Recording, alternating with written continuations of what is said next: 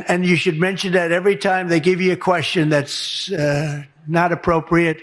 Just say, oh, by the way, Obama cheated on the election. You'll try to inflame the minds of their most, conspiracy theory addled base so that they hear Brennan, Clapper, Obama, Hillary, and they get activated. And suddenly they won't be mad at Trump anymore for not releasing the Epstein file. Immediately after getting off the plane today in Scotland, he was asked about Epstein. Trump's attempts to divert the national conversation from his relationship with Epstein to alleged corruption involving former President Barack Obama has been as successful as Trump ties, Trump casinos, Trump board games, and inevitably Trump phones. Trust me, just give it time. Release the files, you lying jobby. I don't know if I'm pronouncing that right, but jobby, J-O-B-B-I-E, which I learned today is Scottish slang for poop. So there's that. In case that's useful for anyone out there this weekend, now you know. Jobby, poop.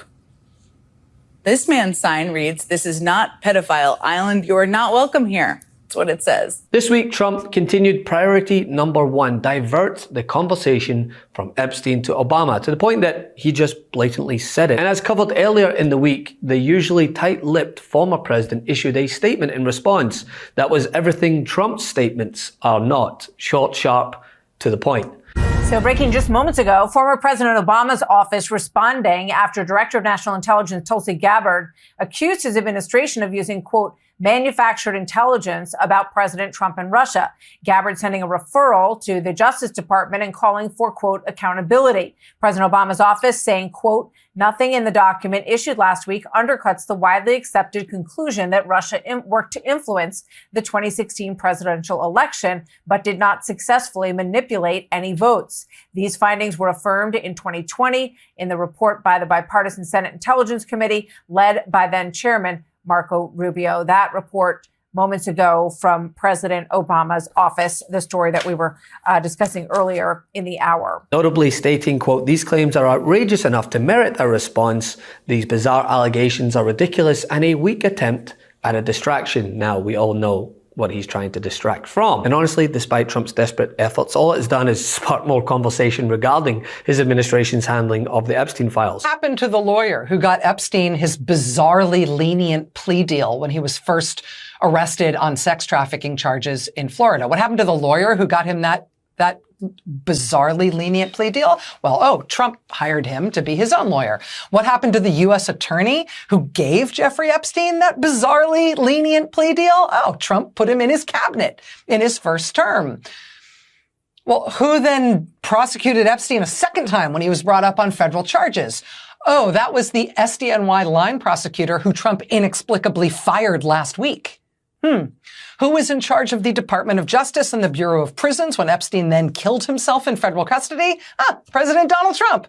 Who bragged to a reporter about how much Epstein seemed to like women on the younger side? Who said Epstein was a lot of fun to be with? Who bragged that he was friends with Epstein for 15 years? Who flew on his plane at least 7 times? And who now says that everybody needs to stop talking about Jeffrey Epstein right now? Answers there are Donald Trump, Donald Trump, Donald Trump, Donald Trump, and Donald Trump. With more photos emerging, more video footage doing the rounds, especially a video showing Epstein pleading the fifth when he was asked if he and Donald Trump were ever in the same company with underage girls. But with every attempt to distract and attack freedom of expression, it comes back to bite him twice as hard. I mean, just days after Trump celebrated the news that Stephen Colbert would be leaving CBS after their parent company Paramount settled a lawsuit with the president to the tune of $16 million, another Paramount show, South Park, had something to say on the matter. Another random commented on my Instagram that you're on the Epstein list. The Epstein list? Are we still talking about that? Well, are you on the list or not? It's weird that whenever it comes up, you just tell everyone to relax. I'm not telling everyone to relax. Relax, guy. No, I need counseling. You remind me more and more of this other guy I used to date.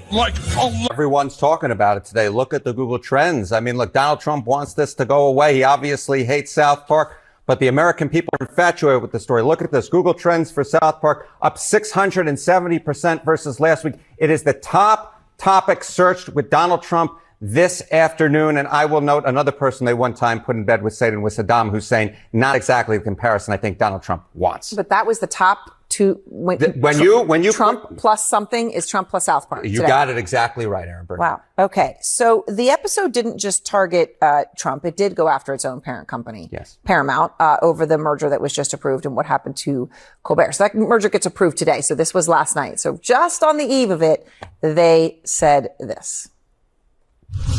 You guys saw what happened to CBS? Yeah, well, guess who owns CBS? Paramount. You really want to end up like Colbert? You guys gotta stop being stupid. We can't understand you. Just shut up or we're going to get canceled, you idiots. If someone has the power of the presidency and also has the power to sue and take bribes, then he can do anything to anyone. It's the president, dude. All of you shut the up or South Park is over. Okay, I guess maybe I know the answer to this, but who exactly is South Park talking to? You know, I think one of the things that's so important to point out was that Stephen Colbert was despised by Republicans in this country. His net popularity rating was way underwater. But South Park is in this unique position. It doesn't just talk to Democrats. It actually talks to Republicans as well. Look at the net popularity rating with the GOP. South Park is actually on the positive side of the ledger compared to Stephen Colbert, who is way underwater at minus 35 points. South Park at this particular point running 37 points ahead of Stephen Colbert when it comes to the Republican Party. And therefore, last night, might actually be talking to some Republicans. Which is fascinating and actually goes to the point of the White House saying that it's a fourth-rate show. Not even a third, it was a fourth. They say that it hasn't been relevant for over 20 years. Tell us something we don't know. I'll tell you a few things that you don't know, Aaron Burnett. First off, it is the longest running show in cable, at least among scripted shows. But more than that, obviously, we're in an era of streaming as well. And here's the thing that's so important. It's not just that South Park is the longest running. It's successful in the streaming space. It is at this particular point a top 20 show on streaming. And that was before the season premiere. So I really would not be surprised if it jumps even further. I wouldn't be surprised if it's in the top 10, especially given all of the situations going on with this particular program. There's nothing more that comedy writers like more than a little bit of drama and a little bit of controversy. Oh, well, they've got more than a little. Thank you, Harry. Thank you. Which shows that the Epstein stories aren't drying up. In fact, they're blowing up. Even across the broadcasts that undoubtedly skewed to the MAGA contingent, they can't let it go either. And it's even popping up on his trip in Scotland. Yet, immediately after getting off the plane today in Scotland, he was asked about Epstein. He clearly wants this trip to be his running away, across the pond, across the ocean, from the Epstein story. But it still followed him. This was Trump's view as his motorcade made its way to his golf course in Scotland today. One sign there reading, "Release the files, you lying jobby." I don't know if I'm pronouncing that right, but jobby, Jobbie, which I learned today is Scottish slang for poop. So there's that. In case that's useful for anyone out there this weekend, now you know. Jobby, poop.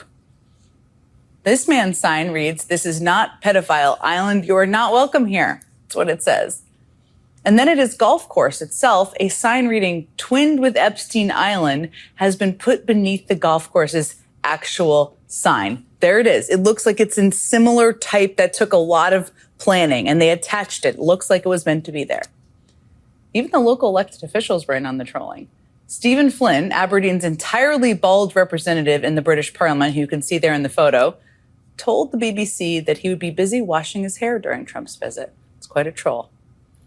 So while Trump is going to literally great lengths to try to get away from the Epstein story, it seems he's having a bit of trouble.